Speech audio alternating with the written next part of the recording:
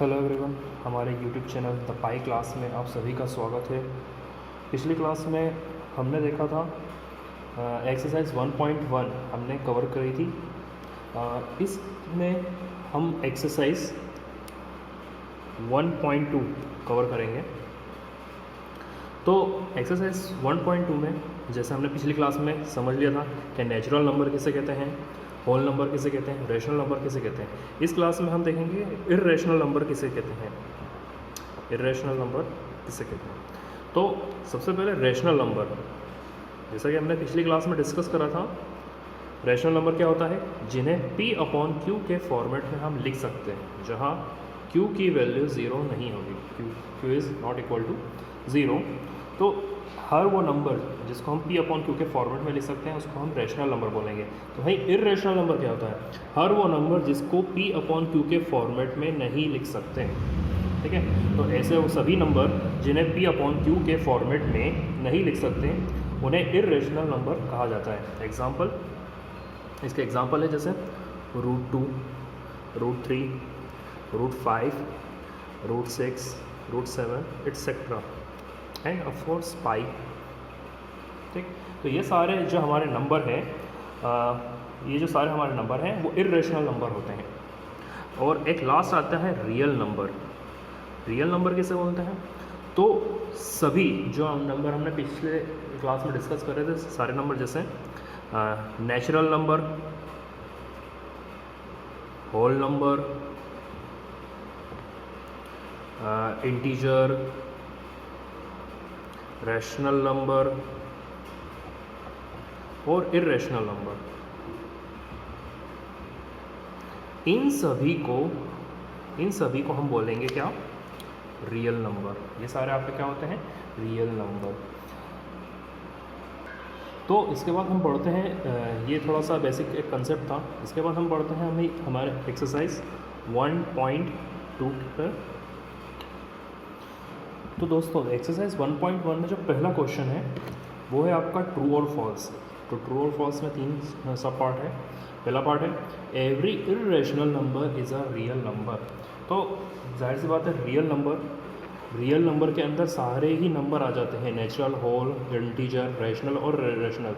तो सारे irrational number को आप रियल नंबर कह सकते हैं। तो that is first part is आपका ट्रू है।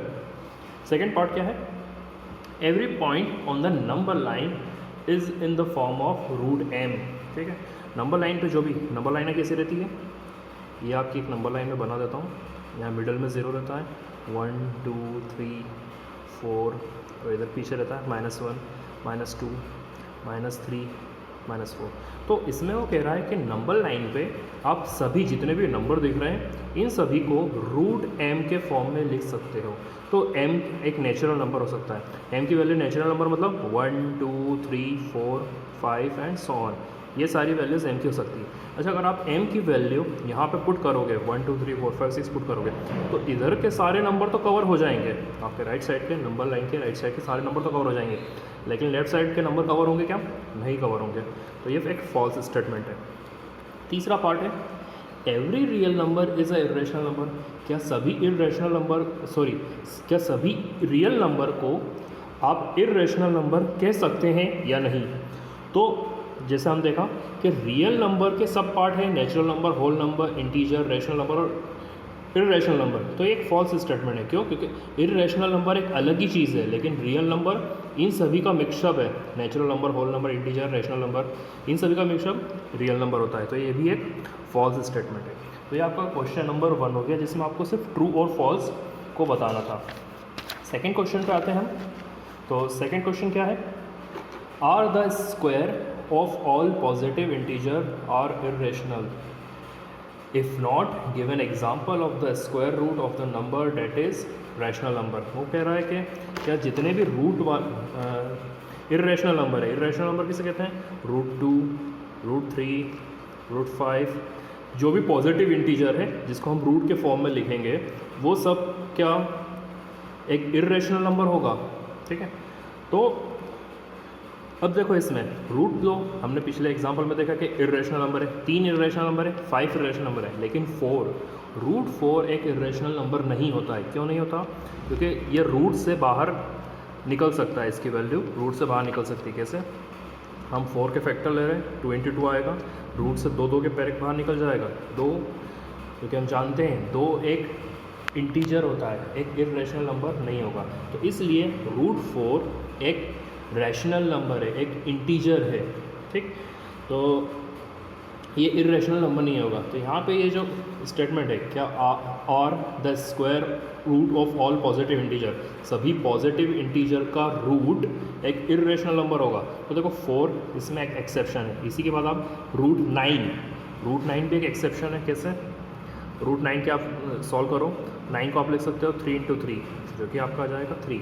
तो 3 भी एक आपका इंटीजर है, एक रैशनल नंबर है जो कि इरेशनल नहीं है। तो पहला इसका पार्ट ये इसका आंसर हो गया कि इसका क्वेश्चन पूछा है कि क्या ऐसा मुमकिन है, तो इसका आंसर है नहीं, ऐसा मुमकिन नहीं है।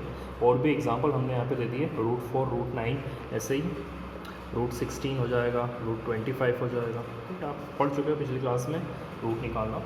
तो ये इसका आंसर हो गया है। अच्छा, थर्ड क्वेश्चन की ओर बढ़ते हैं।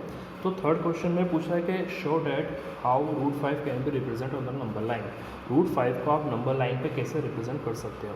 तो अभी हमने नंबर लाइन देखी थी, क्या थी? 0 1 2 3 -1 -2 -3 एंड ये सो ऑन, ये नंबर लाइन है। अब इस नंबर लाइन पे आपको रूट 5 को डिनोट करना है। तो रूट 5 की कोई पर्टिकुलर आपके पास वैल्यू है नहीं, अब इसको कैसे डिनोट करोगे?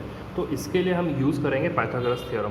पाइथागोरस थ्योरम क्या बताती है आपको? ये एक राइट एंगल ट्रायंगल में अप्लाई करती है। मैं एक राइट एंगल ट्रायंगल बना लेता हूँ। तो सबसे पहले हम रूट 5 को बनाने से पहले हम रूट 2 को रिप्रेजेंट कैसे करेंगे वो चीज़ देख लेते हैं। तो रूट 2 नंबर लाइन पर ड्रॉ करना है। तो ये चीज़ आप समझ लो। मैं एक राइट एंगल ट्रायंगल ले रहा हूँ यहाँ पे। इसमें मैंने बेस ले लिया 1 सेंटीमीटर एंड परपेंडिकुलर ले लिया 1 सेंटीमीटर। तो इसकी हाइपोटेनियस क्या होगी? तो मैं पाइथागोरस थ्योरम लगा रहा हूँ, Pythagoras theorem, PGT theorem. Hypo का square is equal to base का स्क्वायर प्लस परपेंडिकुलर का स्क्वायर।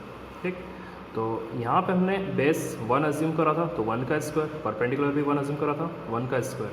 इसको सॉल्व करके हम हाइपोटेनस निकाल रहे हैं। 1 का स्क्वायर 1, 1 का स्क्वायर 1, 1 1 2। ये हाइपो का स्क्वायर आया, इधर से स्क्वायर हटेगा, पास साइड में रूट लग जाएगा। तो हाइपोटेनस की वैल्यू आ गई आपकी रूट 2, ये वैल्यू आ गई आपकी रूट 2। तो अगर रूट 2 को नंबर लाइन पे हम रिप्रेजेंट करेंगे तो देखो कैसे करेंगे। सबसे पहले हम एक नंबर लाइन ड्रॉ कर लेते हैं, 0 1 2 3 -1 -2। अब अगर आप इसको स्केल से करो तो ज़्यादा बेहतर रहेगा। अब 0 से लेके मैं 1 तक जाऊंगा, ये 1 सेंटीमीटर हो गया। 1 से 1 सेंटीमीटर और ऊपर जाता हूँ तो ये 1 सेंटीमीटर हो गया। अगर मैंने इस लाइन को ज्वाइन करा तो ये हमारा आ जाएगा रूट 2, जैसा भी हमने क्वेश्चन सॉल्व करके देखा। अब यहाँ से लेके राउंडर से, राउंडर की नोक यहाँ रखना, उसकी पेंसिल यहाँ रखना और एक लाइन नीचे की तरफ और ड्रॉ करना। तो इतना पोर्शन यहाँ से लेके यहाँ तक की जो लाइन आएगी आपकी वो होगी रूट 2। ठीक है, ये वैल्यूज़ होगी आपकी रूट 2। लेकिन क्या ये हमारा रूट 5, हमने रूट क्वेश्चन था कि हमें रूट 5 को नंबर लाइन पर ड्रॉ करना था, लेकिन यहाँ पे ड्रॉ क्या हो गया? रूट 2 हो गया। तो हमें यही प्रोसीजर हमें बार बार रिपीट करना पड़ेगा। देखो रूट 5 तक आप कैसे जाओगे? रूट 5 बनाने के लिए,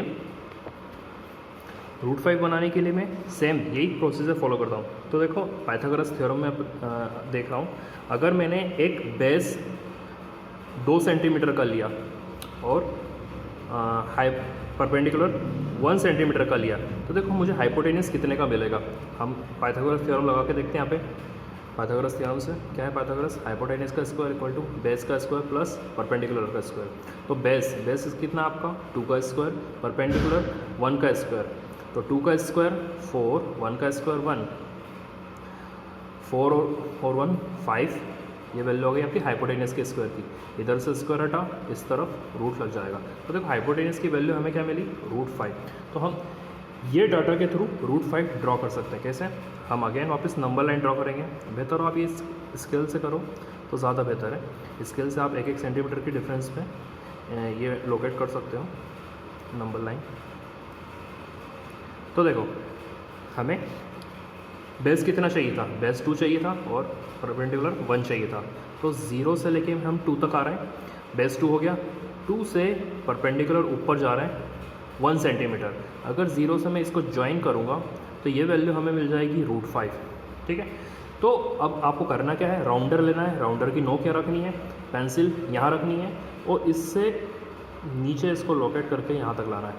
तो इतना जो पोर्शन आपका आएगा वो वैल्यू होगी आपकी √5। तो इस तरीके से आप √5 को नंबर लाइन पे लोकेट कर सकते हो।